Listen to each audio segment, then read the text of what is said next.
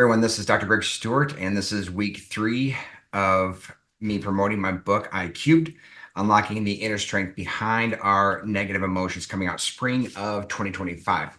So we're continuing on with the chapter of the stories we tell ourselves. And I want to give us 3 things right off the bat, and those 3 things are what makes up our mental models.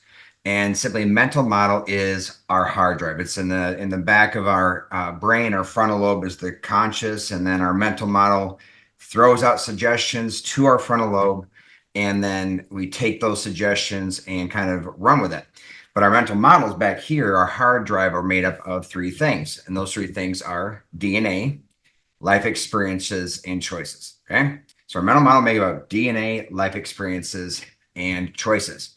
So let me break those 3 things down. So DNA simply are things like our personality. Our personality is like a software program that was downloaded into our brains from our parents, because we kind of adopted parts of their personality, whether we're an extrovert, introvert, or task-oriented or people-oriented, a combination of those things came from our parents into a formula that kind of becomes automatic. So right when we're born, we have a way of responding to the environment.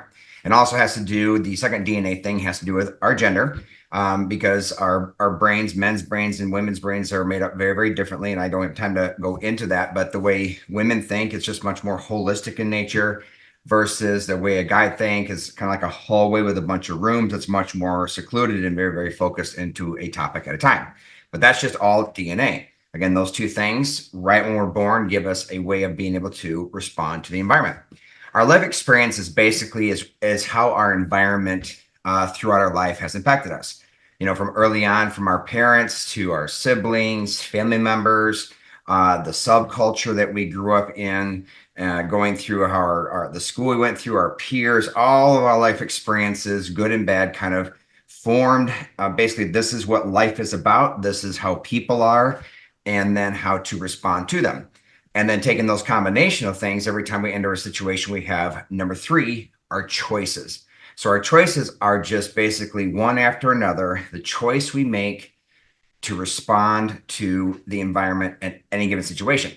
So every single choice we make that choice, and whether it was a good choice or a bad choice, it goes into the calculations. So next time we enter into a situation like that, our mental model suggests to us, hey, it went bad this time, you might want to suggest this, but then we might kind of stick to the bad suggestion and forget the good one, or we might choose the good one. So it's always a combination that just keeps entering data into our mind. So our mental model are made up of DNA, life experiences, and choices.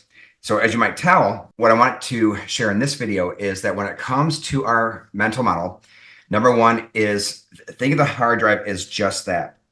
It doesn't do any evaluation. It just goes here. Says, here, Greg, respond to the situation this way. It is automatic. That's not the part of our brains that do the evaluation. Our mental model, all that data just suggests to us how to respond to situations, right? So it's just impulsive responses all day, again, good impulses or negative impulses. Secondly, with these impulses, they realizing that they may be very, very good and very, very bad. So that, which leads to number 3, that what we have to do is we have to figure out ways in which to pause the suggestions that our mental models are giving us. So we have to pause that. Why? Because we have to understand that what our mental model suggests to us may be a very, very bad decision. And so I like to say that, I realized a long time ago that what my mental model is suggesting to me is not good. It's like cuckoo for Cocoa Puffs, right? I do not want to take what my mental model is suggesting to me. And looking at it, like, number 1 is I don't have all the information that I need for every given situation. So I simply need more information. If I had more information, my decision would be different. And then secondly, the formulas. Now, the formulas are basically our trained ways of responding to situations that have a bunch of variables in them, like literally a algebra, geometry, trigonometry formula that has been formed over the years, that whenever certain data goes in, it's going to spit out a product. So the other piece is that we have to know that the formulas that are in our mental models are not always good. So if we have one variable that's off, if it's an x squared but should be an x cubed, it's going to throw the whole product off. So there's ways in which we have to readjust our formulas, which has to do with like values philosophies, beliefs, ways of thinking that we have to enter into and change our mental model so it gives us a different product next time. But when your mental model gives you a suggestion, just the thing is to put on the brakes and say, okay, this may not be okay. So in this process, it happens very, very quickly. And rolling up into the summary from the last couple of weeks, that everything we do is try to achieve an emotional goal. So in the moment, we are driven emotionally. That emotional energy is driving us to achieve an emotional goal, right? And that emotional goal, once you achieve it, our mental model is saying, here, do this pathway to achieve your emotional goal, whether it be an action, a response, what we say, what we do, whatever it is, in order to achieve the emotional goal. And that happens very, very quickly.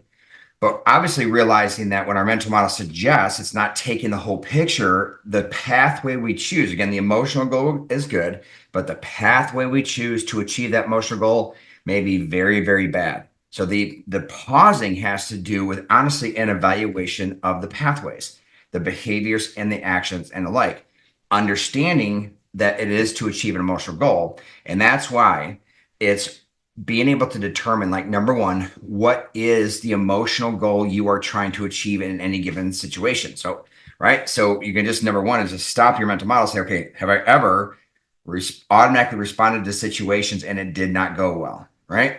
Then number two would be, in that moment, what emotional goal was I trying to achieve? Again, it's just a matter that it's good, but you have to be able to kind of label it, because once you label the emotional goal that you are trying to achieve in that situation, there are many pathways we can take. And that's what we want to offer ourselves, is multiple pathways to achieve the same emotional goal. But my mental model, when you realize the pathway you took in that situation that did not work well, was not a good suggestion. That was a pathway, but that's the pathway that your mental model automatically suggested to you. So there has to be a retraining of that mental model pathway for future reference. And this is where the analysis comes in, right? So it's always on the surface of trying to, the emotional management process, which we'll get into, is trying to achieve an emotional goal. And what pathway am I going to take from my mental model is an automatic suggestion, and finding ways to pause that and then be able to come up with other paths that would be much more healthier in the future. Okay. So everything we're trying to do is achieve emotional goal. Our status quo position from the last is what our current mental model is. And the whole point is to improve our overall quality of life, whether it be in the moment or overall. And number three, our mental model is constantly suggesting to us ways in which to achieve that higher quality of life, whether it be micro in the moment or macro overall.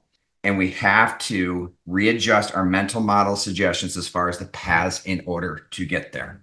All right. So hopefully these last few just start analyzing what previous pathways that you've been taking to achieve emotional goals, and start breaking them down between the emotional goal and the pathway you are trying to take to get there. We'll continue the journey. Thank you so much. Please share and subscribe. See you next time.